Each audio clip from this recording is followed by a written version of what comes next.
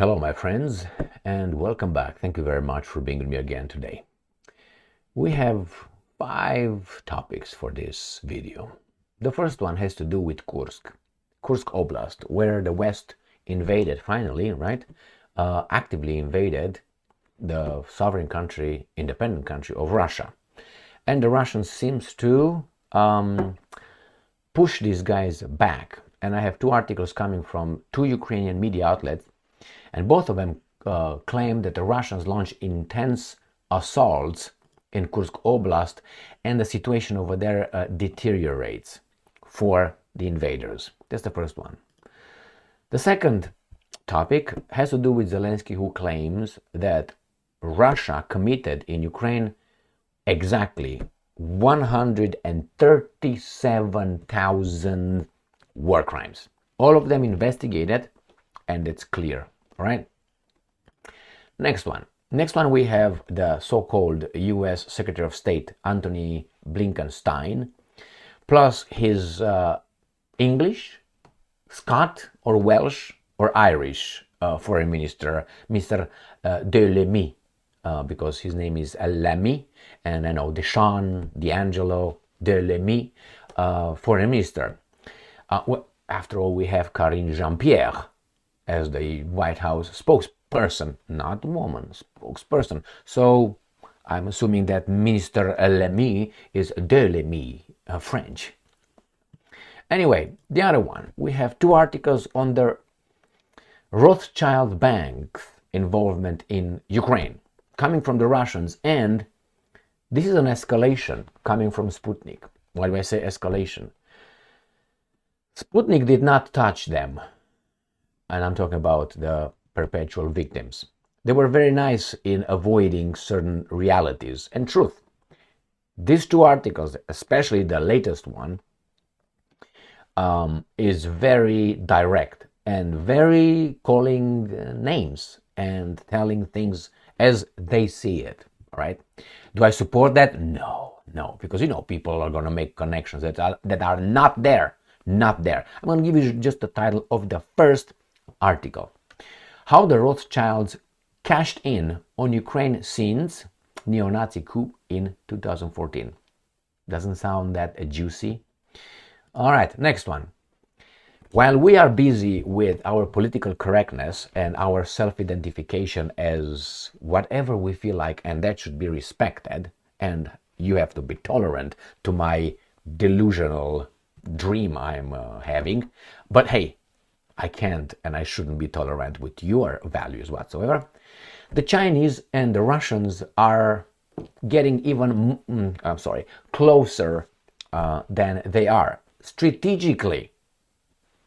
Military technical cooperation. I thought they were already there and in intercourse, but it seems like this is really abuse, what's going on over there. So I have 2 articles related to that topic. And that's about it, my friends. Let's start with the beginning. The beginning is this, and I'm going to show you a map as well, or maps. Ukrainska Pravda, September 11, 2024. Russians launch intense assault in Kursk Oblast. So this is Ukrainska Pravda reporting it according to the deep state. This is a map of the whatever is part of Kursk invasion, which is right here. This is Sumy Oblast, Ukraine. This is Kursk Oblast, Russia. And here is how much these guys were capable, successfully invade and occupy and steal this guy's land, as the other guys are doing to themselves too, to these guys too. All right. So they show us this part of the issue in this little picture right here. The situation on the left flank of the Ukrainian grouping in Russia's Kursk Oblast has deteriorated. That means it's shitty. We're running, going back home to, I don't know, not even Lviv. How is that called? Warsaw? Yes, Poland. As Russian forces have begun active assault operations. Russian troops have launched active assaults by initially moving armored vehicles across the same river, followed by crossing over smaller river. That means they are pushing forward. Deep state experts also recorded the movement of Russian armored convoy from Korenovo towards Snagost, with ongoing intense fighting there. The Russians will push them out. Quote, another attack came from Korenovo, which was recently lost. That means the guys are advancing towards Shmyhal-stein. Russian forces launch assault in Kursk Oblast. Situation deteriorates on left flank of Ukrainian forces. The same thing, deep state, the same little map. And here, Russian forces have launched active assaults in Kursk Oblast, targeting Ukrainian forces from multiple directions. Right? And the same map and the same statement. So they're advancing. Next one. Let's get this little liar, pants on fire, the biggest liar in the business here. Zelensky says, has Zelensky-stein, Russia has committed 137,000 war crimes. Got that? Exactly like that. That's exactly how much. Like 6 million. All right? Exactly. No more, no less. Otherwise, you would be called certain things. So he says that, okay, I do not deny the fact that, how do you call it, Russian troops committed war crimes in a war, but I am, again, certain that the other side did the same thing. Why? This is war. I mean, if you think that one are perfect and the other ones are not perfect, it's just, they're all imperfect, my friends. Only one military on this planet is perfect. Never war crimes, never like that. Can you guess who that is? I'm going to give you a clue. It's on the eastern Mediterranean coast. Okay, you know. All right, so that is... oh, shit. I thought I would not show you that, but I'm going to show you since I'm here. I'm just reading here. You see, Michael Douglas and son Dylan visit Kyiv's historic sites. You know Kirk Douglas, his father, I think is a Polish Jew, isn't he? So no wonder they're over there visiting, you know, the Stein. But hey, no connection. Just don't make any connections. Let's go and see another Stein here.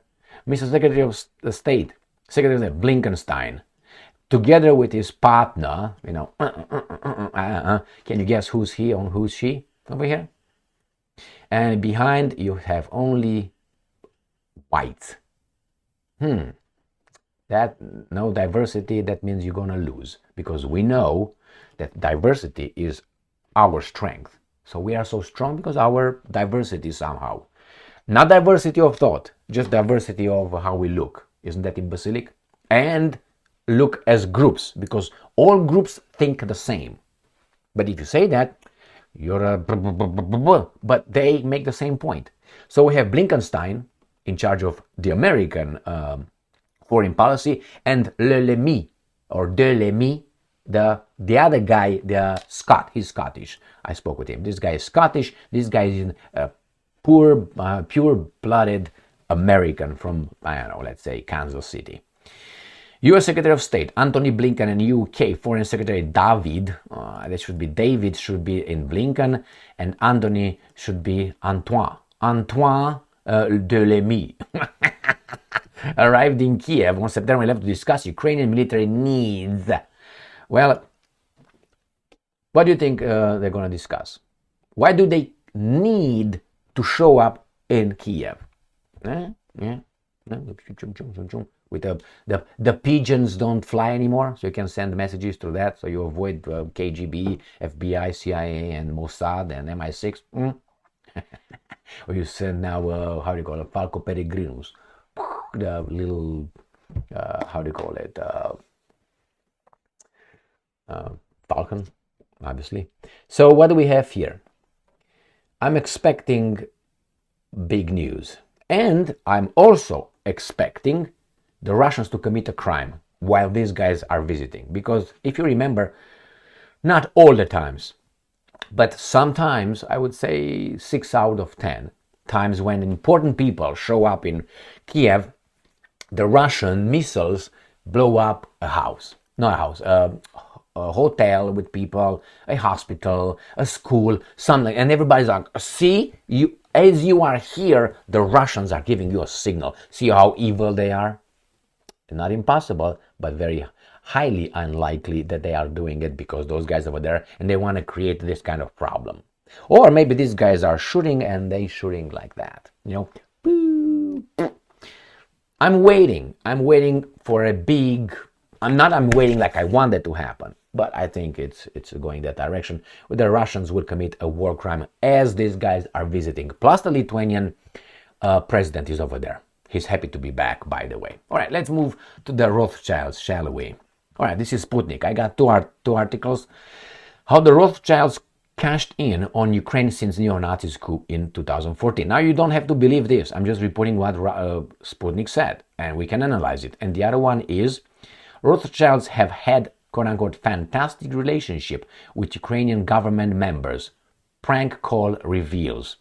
So, they revealed, if you remember that, I don't know, Lexus and Mercedes or whatever their names are, Vovan and Lexus, they pranked these imbeciles and they fell for it. I don't understand. I know, I'm 99.9% certain that these guys are versed in what they talk. Now, obviously, they don't really give a shit what they say because the media will sanitize the answers and they will give the baboons the right narrative. So these guys can make mistakes or can say things that are not spoken in civilized, settings. Let's call them this way. And the media will cover. The problem is you don't talk to unknown reporters that play Volvo, Vino, Mercedes, and Lexus, and just tell them, yeah, man, I'm going to tell you something because I don't know you, but I'm going to tell you some secrets. No, they don't care. What are you going to do? What are you going to do? Even if that's true, what is Vovin, Mercedes, and Lexus, they reported, they have the audio. What are you going to do? You know what you're going to do? You're going to know. That's all. You're going to know. And then you're going to act upon it. Okay, I'm going to act upon it. Go at work and say it. And see how you're going to get immediately spoken. That's conspiracy. But he said it. We don't talk about these kind of things. We have to be professional here. All right, let's go with the first article, which I think is more revealing than the other one. Why? Because it brings some things. The first one, they've never, Sputnik or Russia Today, never referred to them like that. The famous Jewish banking family has been deeply involved in Ukraine's affairs since 2014 coup d'etat, despite Ukraine embracing, according to another one, the evidence is there, neo-Nazi collaborators as its national heroes. Yeah, I mean, Antonio Banderas or Stepan Bandera, ask the Poles about that one. And they say, well, these guys cannot have these guys over there in Ukraine because this guy is Jewish. But here you have this. Oh, maybe these are lying, right? Sputnik is lying. So let's see how these are lying. Multinational asset firm Rothschild and Company was instrumental in the restructuring of Ukraine's $20 billion debt in July 2024, according to Western press. Now, nothing wrong with that. It just happens that they are successful. Correct? Well, correct. You need more evidence to, have a little lead here. It had reportedly been involved in arranging face-to-face meetings between Ukrainians and asset management firms, including BlackRock and Amundi, less than 2 months before the 2-year payment moratorium expired on August 1st. Well, so what? That's business. The Rothschilds reportedly engaged International Monetary Fund's experts in the talks, while the plan of grabbing Russia's foreign sovereign assets was also on the table. The clan, oh my God. What do you have here at your mouth? Holy moly. I will spare you that. The clan is believed, now you see, we don't like when you say it's believed, to be cashing in on the Eastern European state through various schemes, including the future, and I'm quoting, restoration of Ukraine. What have I been barking for so long? They will reconstruct Ukraine. And who are going to be reconstructing it? International banking system, the big banks. But they were never involved in anything so this war can start. It was just an unprovoked Russian invasion of Ukraine. That's the narrative. You don't think further than that. Don't even look. Don't look? All right, thank you. You're a nice boy now. If you just look, then you are an ist, and you are a phobe, and you are all that, okay? Because we are like in kindergarten right there. So, yeah, they will restore. Let's see how they will do it. Then, Ukrainian President Petro Poroshenko tapped a Rothschild and Psy to sell his assets in 2014. Nothing wrong with that. You employ whomever. That's a lot of attorneys that are of a certain kind. What are you going to do? It turned out later that the companies weren't sold but handed over to this guy's trust.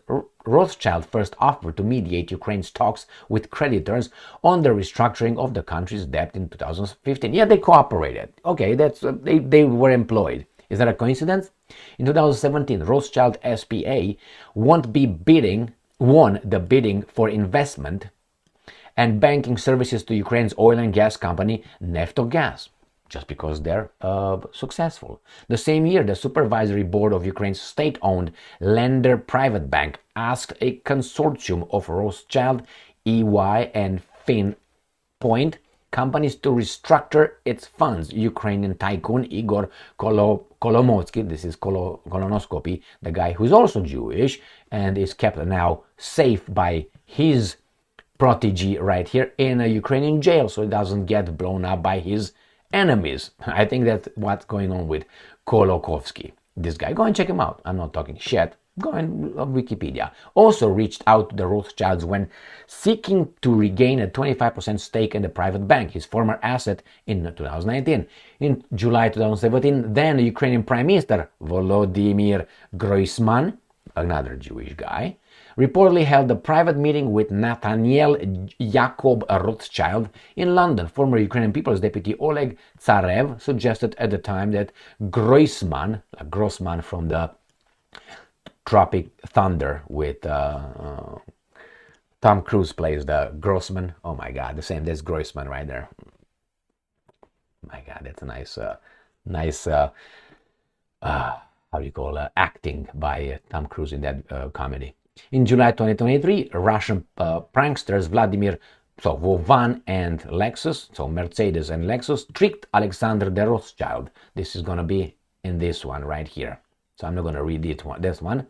The executive chairman of Rothschild Company, who told them that the banking clan has cooperated with Kyiv regime since 2017. So, and I'm going, we had excellent relationships with people in your government. We were mainly involved in attracting of lending funds.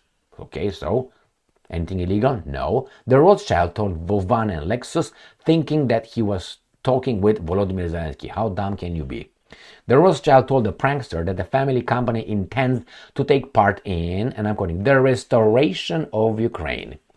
You know who, Pritsky, something like this? She's again from Chicago, Illinois, but she's again a Zelensky-stein. She's in charge of rebuilding Ukraine, appointed by President Biden. I covered that.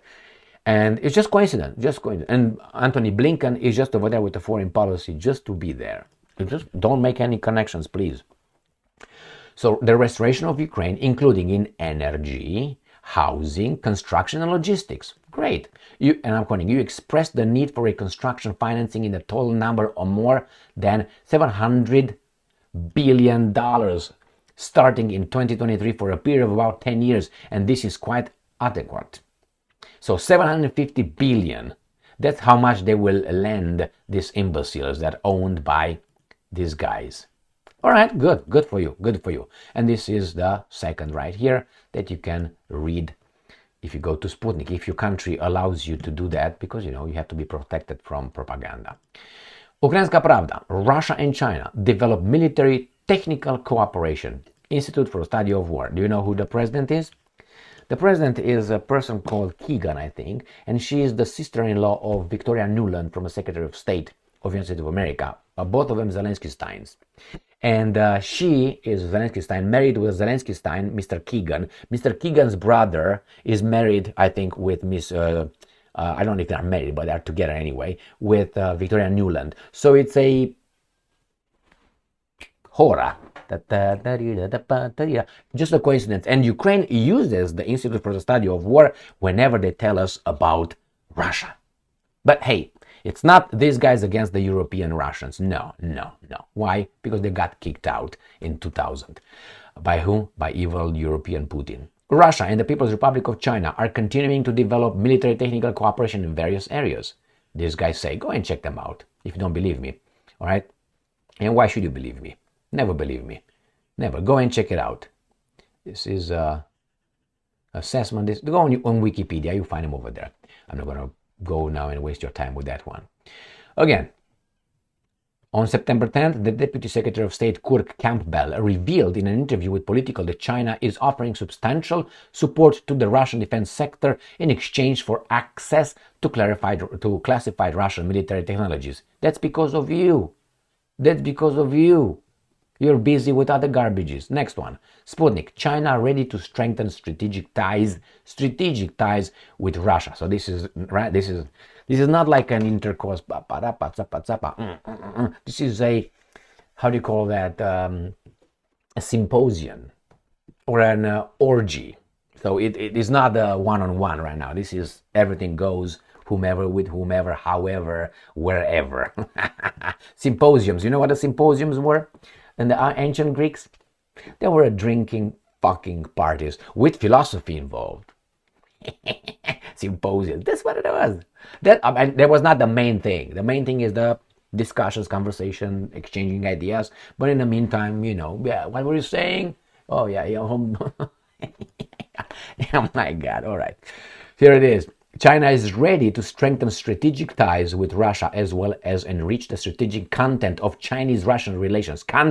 Strategic content. They go into details, deeper. The Chinese Foreign Ministry said on Wednesday. And I'm quoting, China is ready to strengthen strategic ties with Russia, fully implement the role of the mechanism of Chinese-Russian consultations on strategic security and the mechanism of meeting of high representatives of the BRICS country on security issues. So BRICS country is going to go militarily as well, alliance now, and also continuously enrich the strategic content of Chinese-Russian relations. So BRICS will not be just a economic forum or organization with the emerging economies. As I always said, that is the foundation of the new club, not the plantation, Al Capone's plantation with the slaves over there. No, and the vassals. No. It's the club of the very good. That's how I call it.